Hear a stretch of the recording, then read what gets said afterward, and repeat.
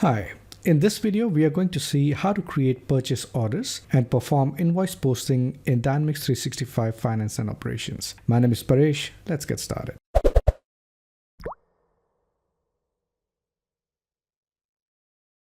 So here we are in our Dynamics 365 F&O environment. So let me just go ahead and open all purchase orders. Right, so I can go to my module, go to accounts and payables, and over here I can see all purchase orders.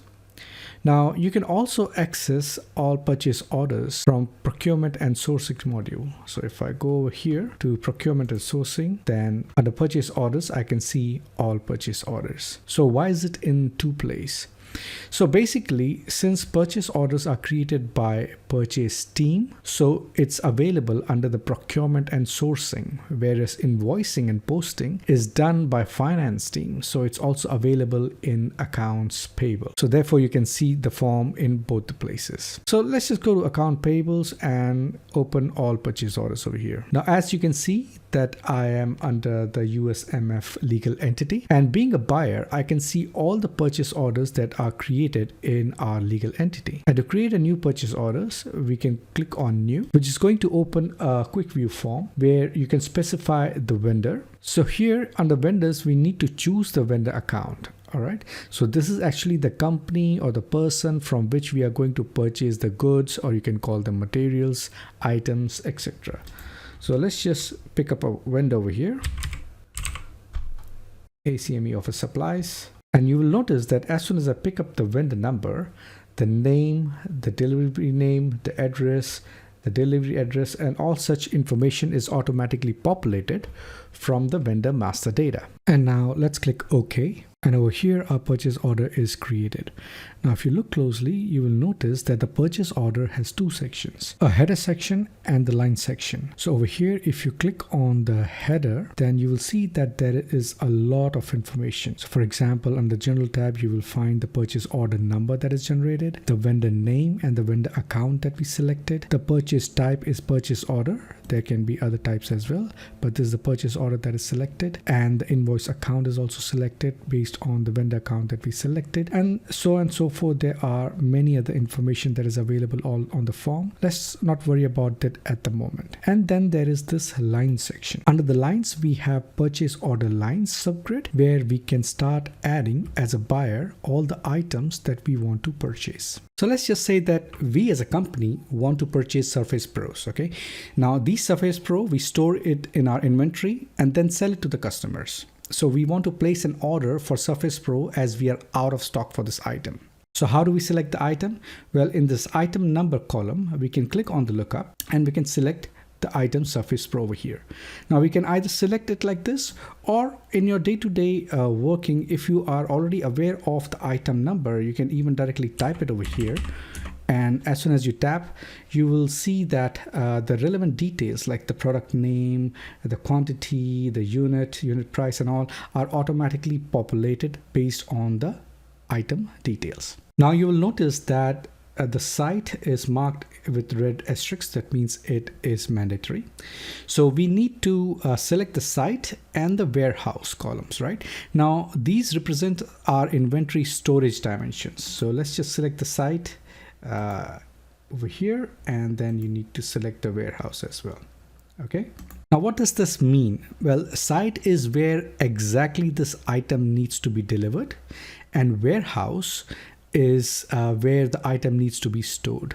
So as a finance consultant, you may not need to know at this moment, as this is part of the supply chain. So there's a thin line between supply chain and the finance. All right, now by clicking on tab, we can move forward in the columns, and let's just go to the quantity and specify 100 quantities of Surface Pros that we want to order. Okay, now the unit over here is each, that is each piece. And the unit price for the item is defaulted from the item master, and that is the price for each unit. And then you can see that the system automatically calculates the net amount. So here we have created a purchase order. Now, in the same order, if we want to add other items that we would like to purchase from the same supplier, then we can click on add line or add lines and specify the items.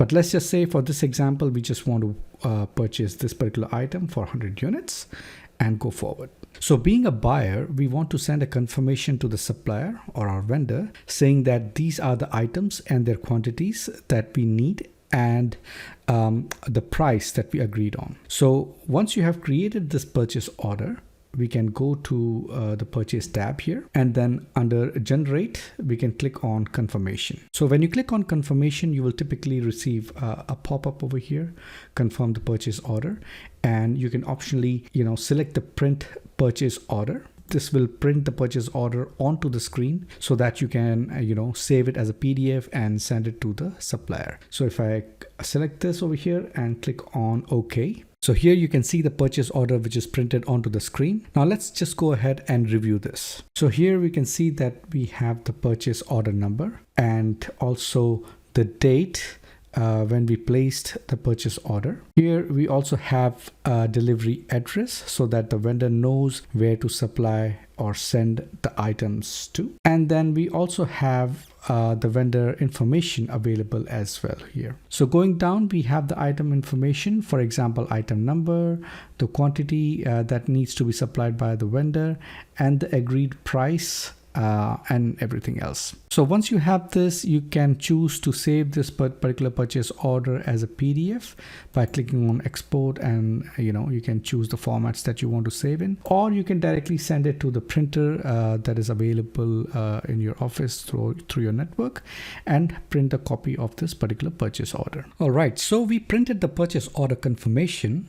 And let's say after a certain time and on a specific date, the supplier will send us the material. Now, there will be different roles in an organization. So I, as a buyer, created this purchase order and also printed the confirmation. But there would also be, let's say, a receiving clerk in the warehouse department who will receive those items that are shipped by the supplier. So as a receiving clerk, let us assume that we are receiving the items. Okay. So as a receiving clerk, in this particular purchase order, we need to go to the receive tab over here. And then under generate, we need to click on product receipt. Now, why this is necessary? Well, this is because the receiving clerk needs to record the quantity received from the supplier. So let's just go ahead and click on this. So on this posting product receipt pop-up, if I go down and look at the lines, we'll see that this particular subgrid contains the items that we place for order, and the quantity that we place for the order is automatically coming as 100. That's what we posted for, right? Now, sometimes we may receive partial orders. That is, we placed an order for 100 units, but we got 50 units from the supplier. So maybe because, the remaining units will be delivered by the supplier at the later point in time. So let's just say that we received only 50 quantity, and we will go ahead and process the product receipt. So over here you can see that this is the quantity ordered, and in the quantity received, what we can do is we can specify that we only received 50 units at the time, right? Now please note that in some places you will hear the term goods receipt note, GRN in short, right? Which is the same as product receipt.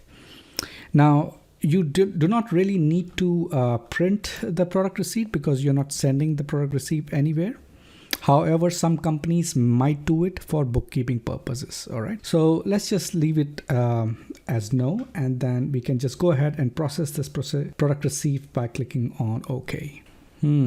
So we got an error message. So let us just see what is that.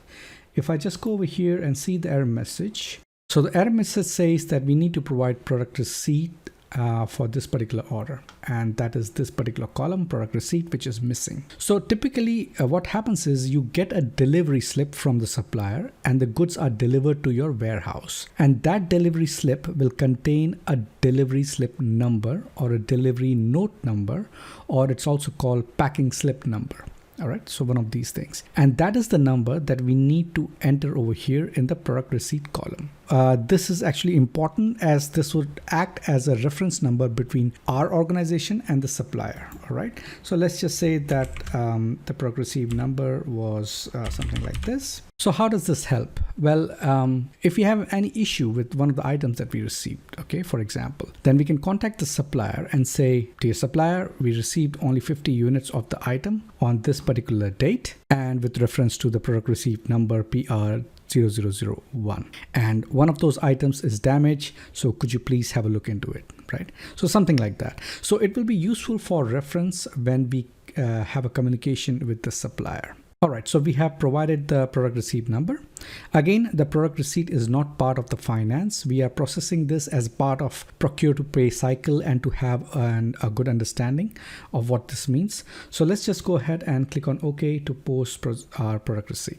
And now you will see that there is no error message and it's getting processed. Okay, so our product receipt is posted and we can proceed to invoicing. Now, before we proceed to next steps, just to note few things over here. Now, the information of every step that we are performing over here will be tracked. What do I mean by that? So for example, we just did a product receipt for this particular purchase order.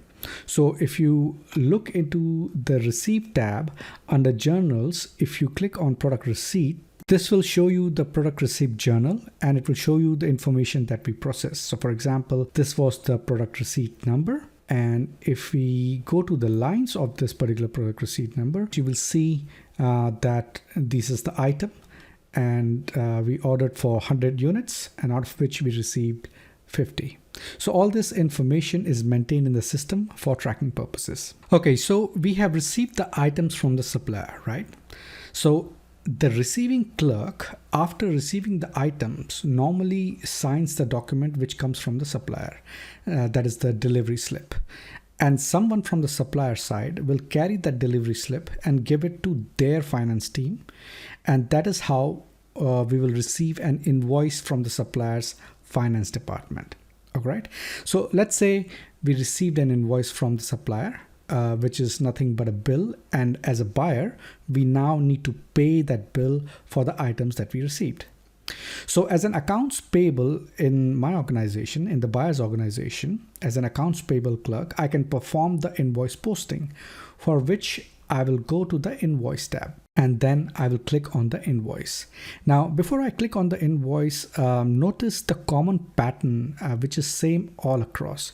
So under purchase, you had confirmation, and under receive, you had the product receipt. Similarly, under invoice, you have the invoice button, right? So let's just go ahead and click on the invoice button. So here is our vendor invoice. Now, I will not go into the details of various fields over here, but you will notice that here as well, we have the header section, which has a lot of information.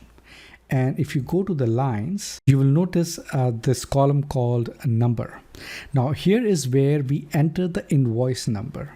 So being an accounts payable clerk, I have received an invoice from the supplier, which will have that invoice number. And that is what I'm going to provide in this particular column. So let's just say it is something like this.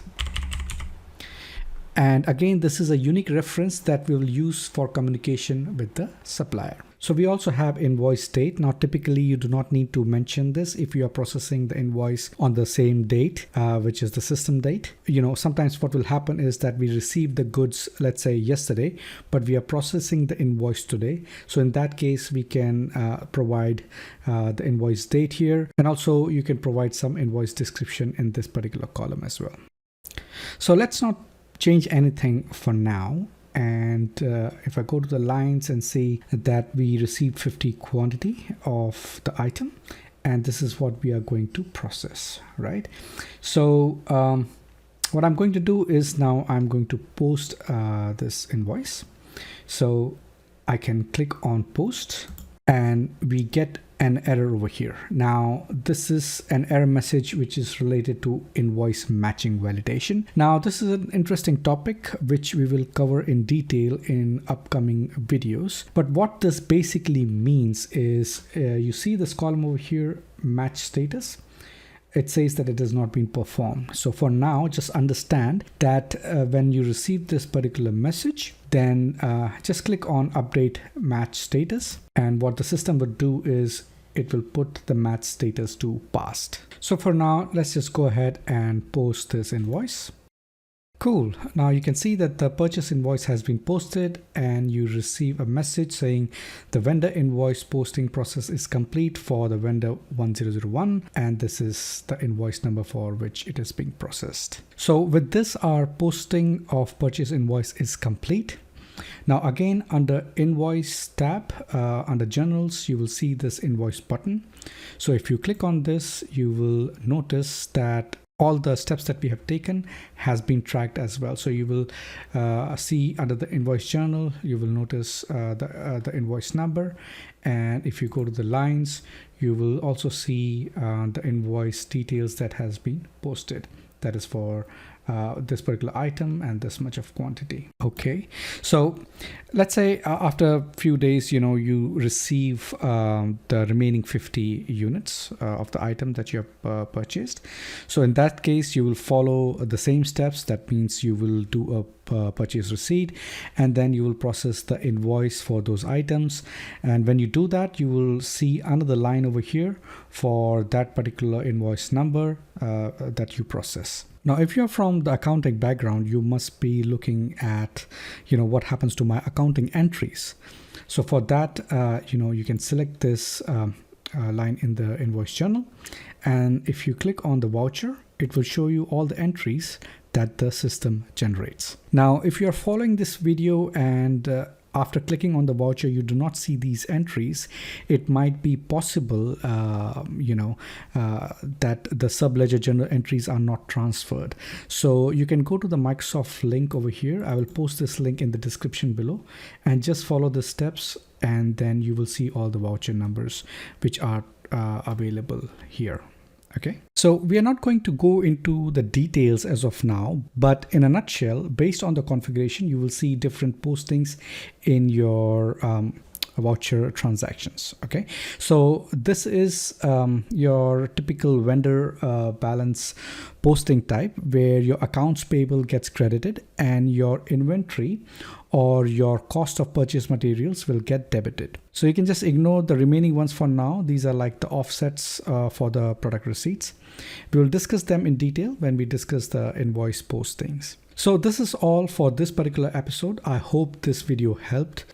Thank you for watching, and we'll meet you in the next video. Please do not forget to subscribe to the channel, share this, and also like. Bye for now.